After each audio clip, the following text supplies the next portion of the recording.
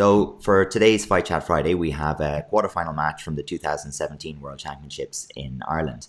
So it's the 70 kilo division between Kamil Dobrowolski from Poland and Peter Spasenic from Slovenia. And kind of picked this one out because it's a really kind of tight match the whole way through.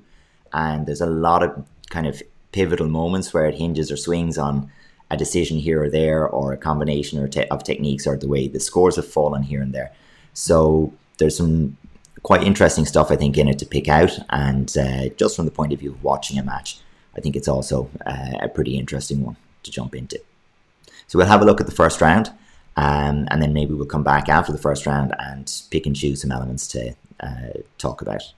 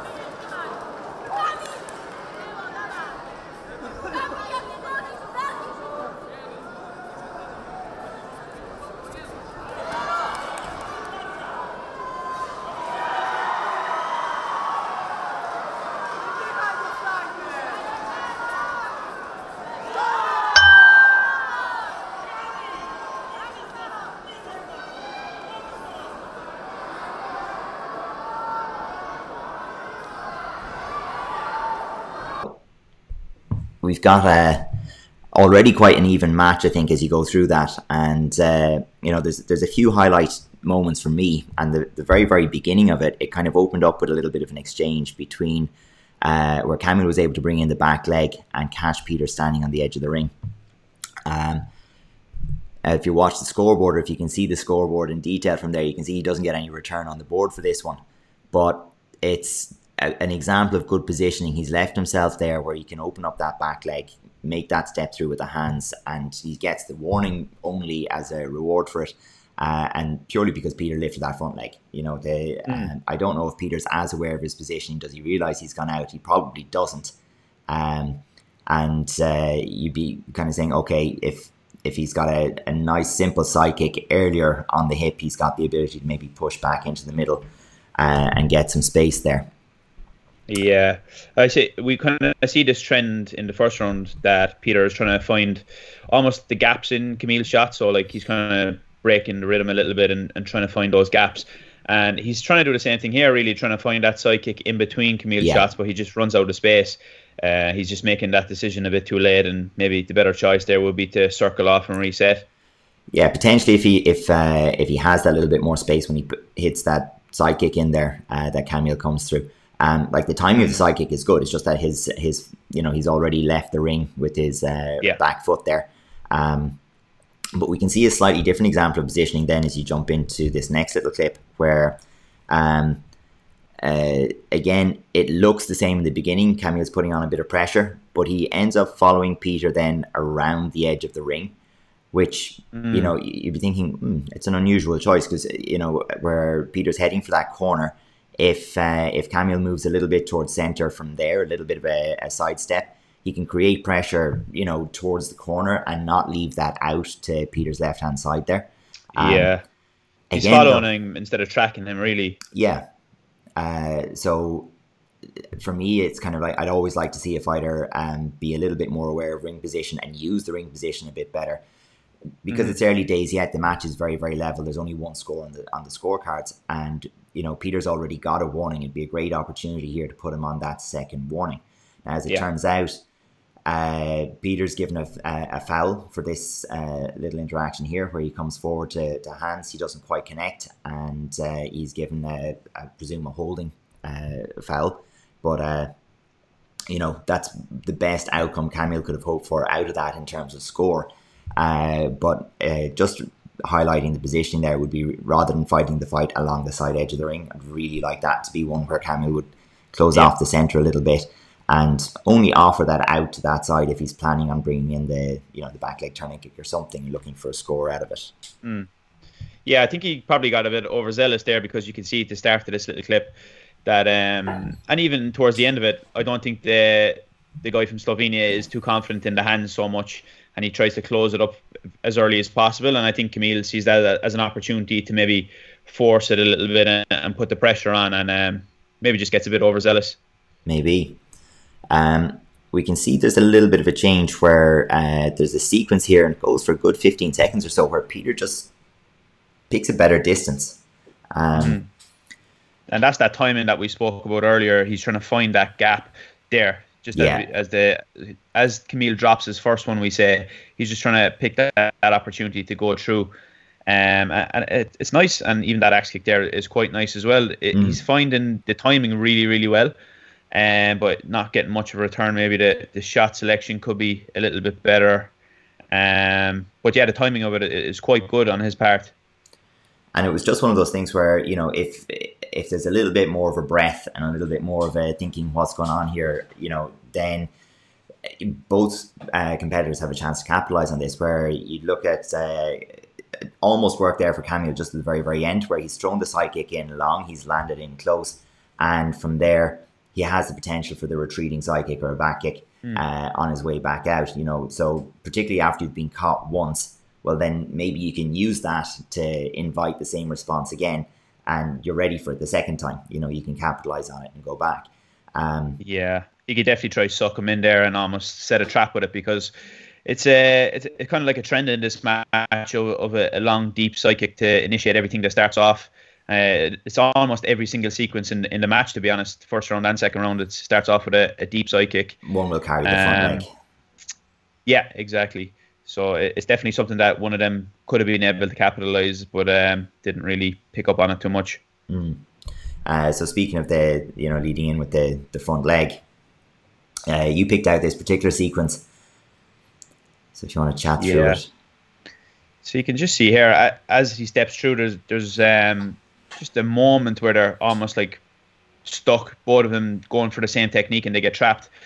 So I think that's a great opportunity there if you're against somebody who's front leg and you're also front leg dominant yourself, that you can maybe almost clash with the leg and use that to come over the top. There's a lot of fighters using that at the moment now, and it can be also another option, because when we see the full fight, there was limited options really to get any clear scores, and I think a direct counter there might have been an option, because they were almost going for the same trend for a long time of trying to time it correctly, and they weren't getting much of a return each guy. So I think it would be a good option if you're able to clash that front leg and maybe come into the hands a little bit. Kamil tried it there, but there's probably a better example here. We see Martin Gadea, who does a great job of holding the position. He lifts the leg, he gets on top, and then that brings him into the hands quite nicely. Yeah, and it's a nice one for the judges as well, because there's a bit of distance on it. Obviously, you're kicking range here, so the distance makes a nice viewing angle for the judges to see a clear front hand possibly. So I think that might be a good option if you're against somebody who's you're both cancelling each other out with that front leg. Yeah, and it is that thing of, you know, if you can keep your body tall and absorb the fighter on the way in. It gives you those options to play with. And as you said, particularly where they have been front leg to front leg, no one has really tried to play too much off the angles yet in this particular match. So something to see. Yeah, the trick with that one is that you don't actually commit. So if you see here, Martin Gade again, he doesn't move anywhere. He doesn't go forward. He just holds his position and lifts. Yeah. It's almost kind of like a knee, tucked the knee in for a side kick chamber, kind of something like Chung Jang maybe or something, where you just hold the position, pull the knee in, and it's a nice one. So we'll jump into round 2, have a little look at that and see how the match develops. Yeah.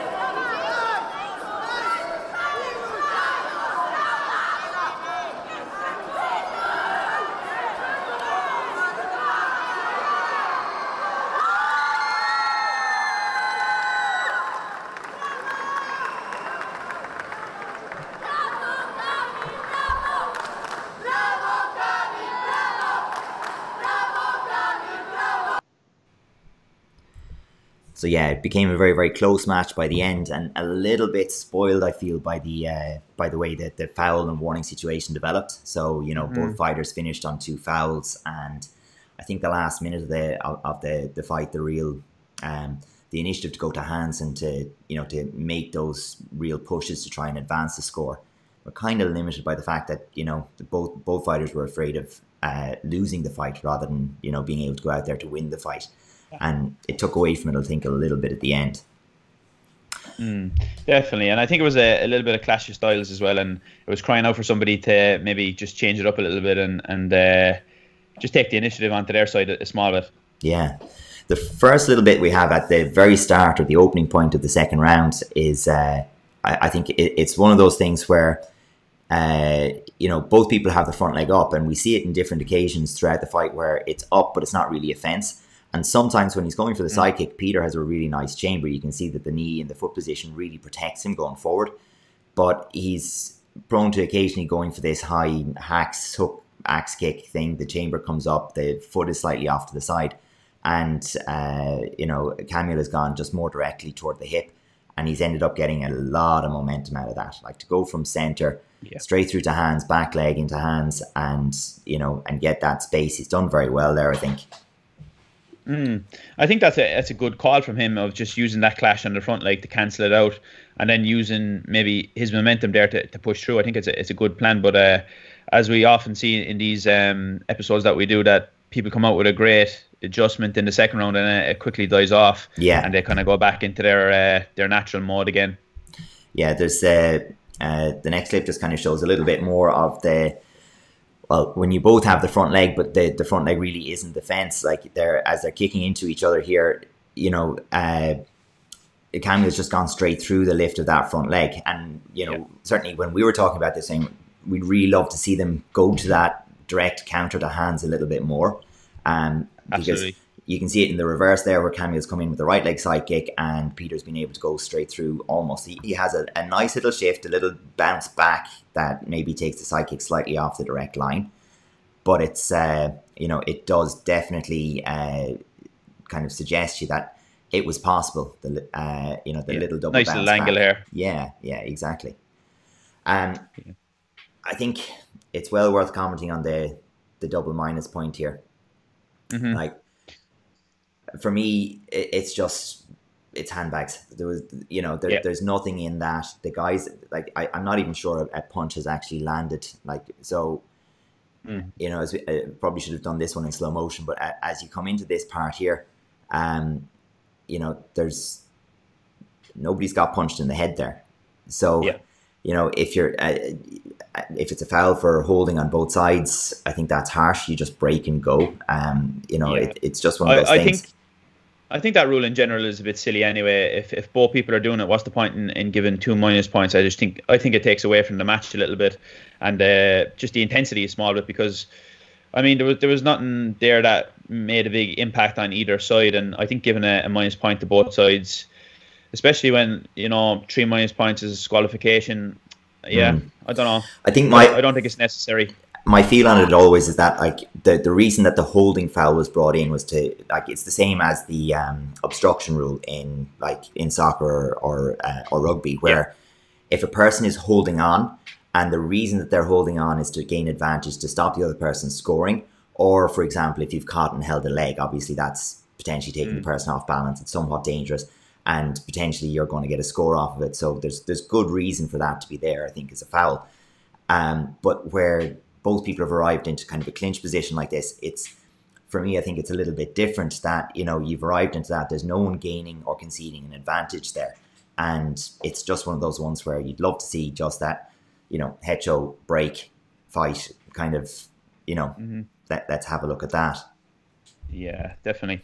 And I think they're on that one as well, that Kamil almost kind of like jumps square into it. And he did it here without a jump, and he got a lovely little angle. But if you, the problem with that is going so direct is you end up super, super close, kind of like what we said earlier, and it doesn't give you much option to get a clear shot for the judges to a judge-friendly score as such, Yeah, it's like this one. If Kamil lands his front hand as he steps through here, it's perfect, but his front hand gets spoiled by the leg on the way in. Yeah. So he probably gets momentum and a really nice clear score. But in this case, even though that the punches haven't landed, so he's got through, there's been no punch landed, Peter has moved because he's followed his leg in, the guys have ended up body to body, and that's Kamil's second foul. And I think from this point on, it becomes a really difficult match for both of them, because they're level at this point in time. So it's 1-2-1 on that sequence as well. I think something very small that makes a massive difference to what we just talked about is Kamil's hand position. Once that clip comes around again, we'll see it. His hand position there at the start was really good, but then he drops it low, so then he worries about the side kick for a second, whereas if he just held his glove a little higher, maybe just around elbow level, he would have probably been able to go directly through to that front hand.